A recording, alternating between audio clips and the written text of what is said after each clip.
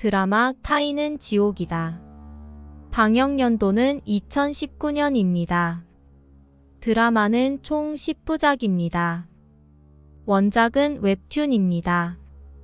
출연 배우는 임시완, 이동욱, 이정은, 이현욱, 박종환, 이중옥 등입니다. 지방에서 서울로 올라온 한 청년이 형편이 어려워 고시원을 알아봅니다. 그러던 중 저렴한 곳을 찾아냅니다. 음산한 기운이 풍기는 오래된 고시원에는 이상한 사람들이 모여 살고 있습니다. 이곳에서 벌어지는 섬뜩한 공포를 느낄 서스펜스 스릴러 드라마입니다. 그럼 먼저 등장인물에 대하여 알아보겠습니다. 주인공 윤종우는 가수 임시완님이 연기하였습니다. 임시완님은 원래는 가수지만 이제는 연기자로서 자리를 잡았습니다.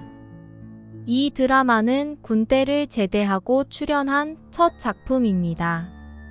극 중에서 서서히 미쳐가는 윤종우를 정말 밑바닥까지 최대한 끌어내리는 연기를 보여줍니다. 드라마의 윤종우는 글을 쓰는 작가입니다. 하지만 경제적인 수입이 없습니다. 그때 대학 선배의 도움으로 선배 회사에서 인턴으로 일하게 됩니다.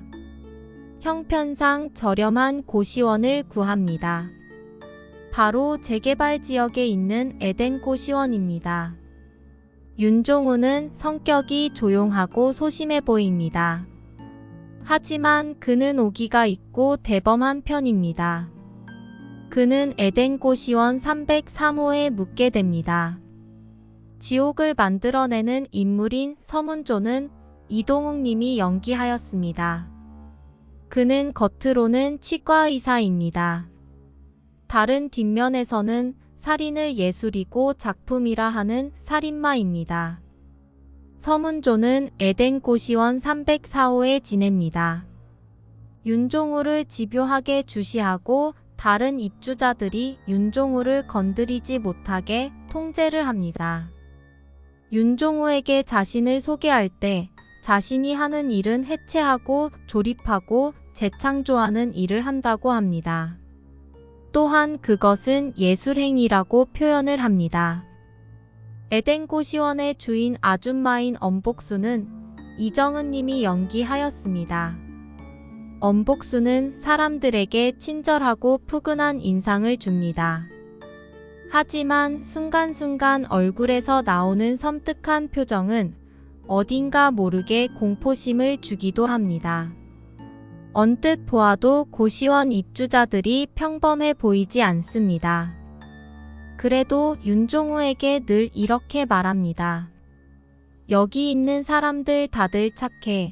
좋은 사람들만 남았어. 에덴 고시원 302호 입주자인 유기혁은 이현욱 님이 연기하였습니다. 낯을 가리는 윤종우에게 먼저 다가와 인사를 합니다. 항상 커다란 가방을 들고 다닙니다. 말끔한 외모에도 불구하고 다른 입주자들은 그의 말을 두려워하기도 합니다. 눈은 친절하고 다정해 보입니다. 하지만 미소를 짓고 있는 입은 기괴하기도 합니다. 에덴 고시원의 쌍둥이인 변득종, 변득수 역은 박종환 님이 연기하였습니다. 혼자 두 사람의 역을 연기하였습니다. 변득종은 306호에 살고 늘 말을 더듬고 키득거리며 웃습니다. 그의 기괴한 웃음소리는 듣는 이에게 공포감을 줍니다. 어딘가 모자란 듯한데 웃음 뒤에는 잔인한 인간의 본능을 숨기고 있을 것 같습니다. 307호에 사는 변득수는 변득종과는 다르게 멀쩡하게 정상적으로 보입니다. 서문조 뒤치다꺼리와 고시원 아줌마의 일을 도와주고 있습니다. 에덴 고시원 313호에 사는 성범죄자 홍남복 역은 이중옥 님이 연기하였습니다. 윤종우를 몰래 지켜보거나 대놓고 지켜보거나 합니다. 윤종우의 신경을 꽤 거슬리게 합니다. 죽일까 말까, 죽일까 말까 하며 윤종우를 짜증나게 하면서 소름 끼치게 합니다. 방문을 열어놓고 이상한 동영상을 보고 벽에는 여자 사진들만 붙여놓았습니다. 자, 그럼 드라마 타인은 지옥이다. 지금 시작합니다. 부산에서 서울로 상경한 윤종우는 서울살이가 쉽지 않습니다. 윤종우는 서울의 이곳저곳을 돌아다니며 고시원을 알아보고 있습니다. 하지만 가격이 터무니없이 비쌉니다. 그러다 마침내 은혜동에 있는 에덴 고시원을 발견합니다. 저렴한 고시원을 찾다가 재개발 지역에 있는 에덴 고시원까지 오게 된 것입니다. 그런데 윤종우의 지옥은 바로 이곳에서 시작이 됩니다. 엄마가 항상 말씀하셨습니다. 사람 조심해, 사람이 지옥이야. 긴 복도에 방의 문들이 늘어서 있습니다. 각 방마다 살고 있는 입주자들이 이상합니다. 친절한 미소 속에 감춰진 섬뜩함이 있습니다. 무엇을 숨기고 있는지 궁금하지만 시간이 갈수록 숨겨왔던 비밀들이 드러나기 시작합니다.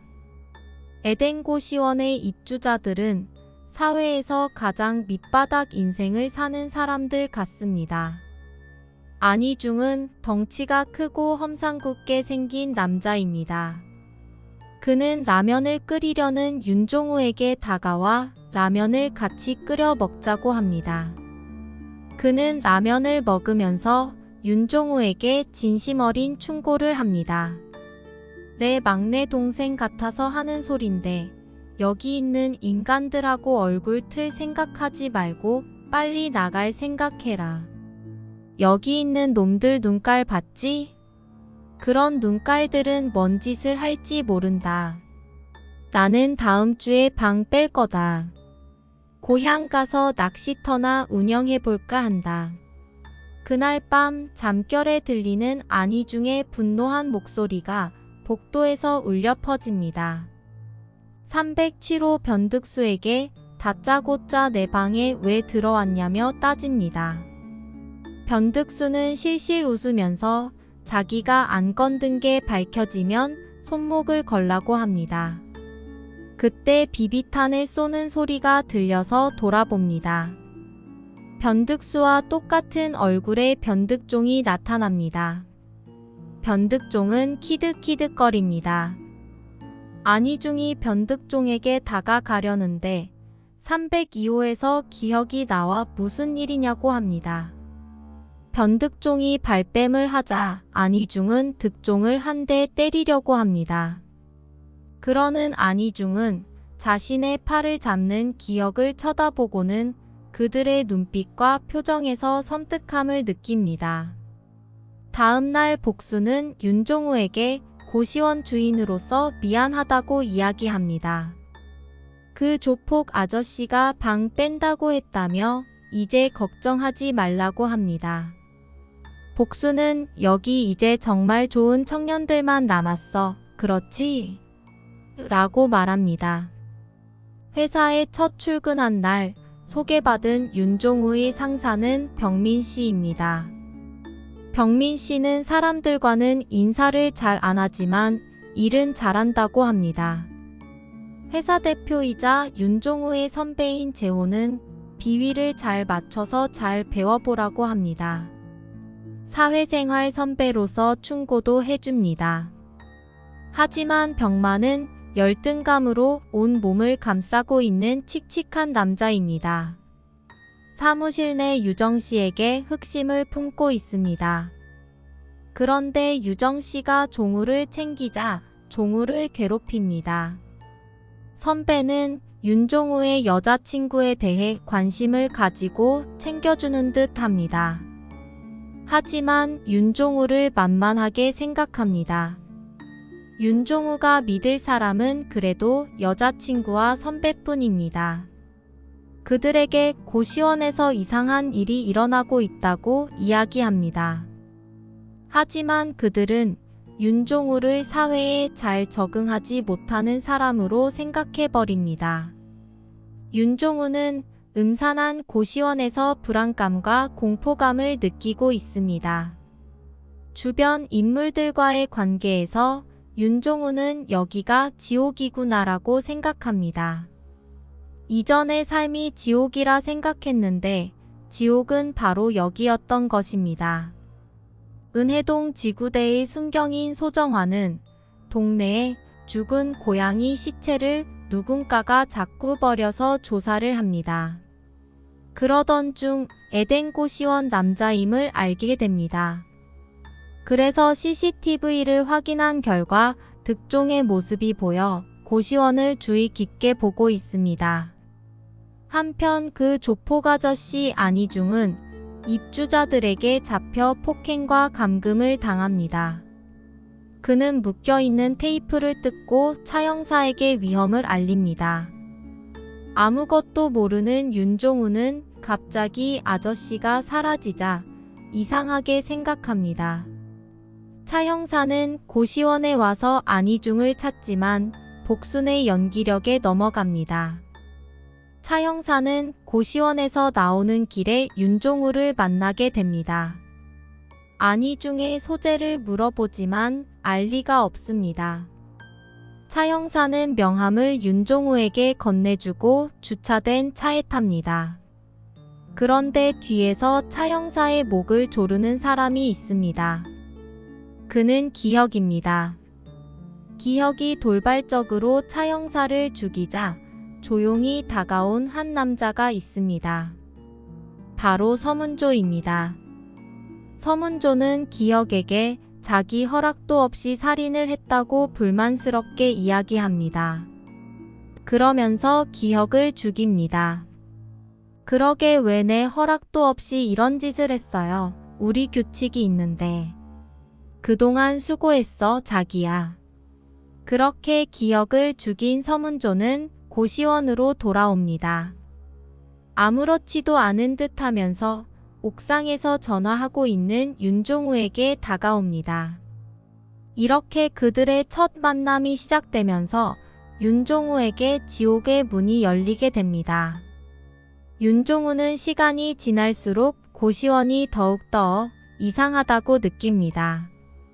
옆방에 살던 아저씨가 어느 순간 사라집니다. 기존에 살던 사람이 죽었다는 등의 이야기를 듣습니다. 또 누군가 내 방에 자꾸 들어오는 듯한 느낌이 듭니다. 그리고 유일하게 고시원에서 정상인이라고 생각했던 서문조가 볼수록 이상합니다. 서문조는 자꾸 의도적으로 자신에게 접근하며 이상한 말들을 합니다. 그렇게 점점 윤종우에게 고시원은 공포의 대상이 되어갑니다. 고시원으로부터 회피를 시도하지만 상황이 여의치 않습니다. 결국 순경 소정화가 고시원의 비밀을 하나씩 밝혀냅니다. 이 고시원의 주인인 엄복수는 보육원을 운영했었습니다. 당시 데리고 있던 아이들을 데려와 차린 곳이 이 고시원입니다. 그런데 그들은 모두 사이코패스입니다.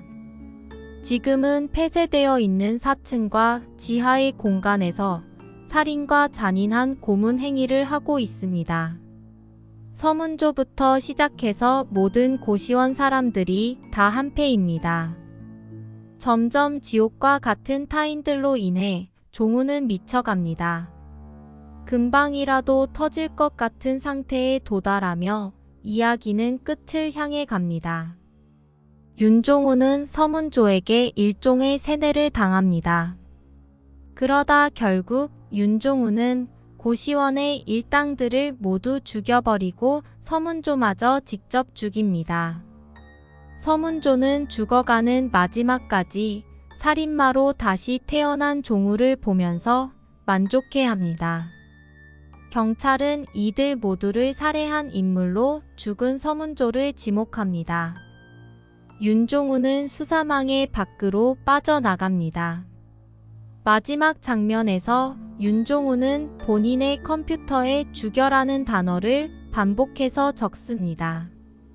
그리고 서문조의 얼굴과 오버랩이 되며 새로운 살인마가 되어버린 본인의 상태를 암시합니다. 이러면서 드라마 타인은 지옥이다는 막을 내립니다. 끝까지 보아주셔서 감사합니다. 모든 분들 한국어 공부 열심히 하세요. 그리고 많은 댓글 부탁드립니다. 구독과 좋아요는 사랑이겠죠?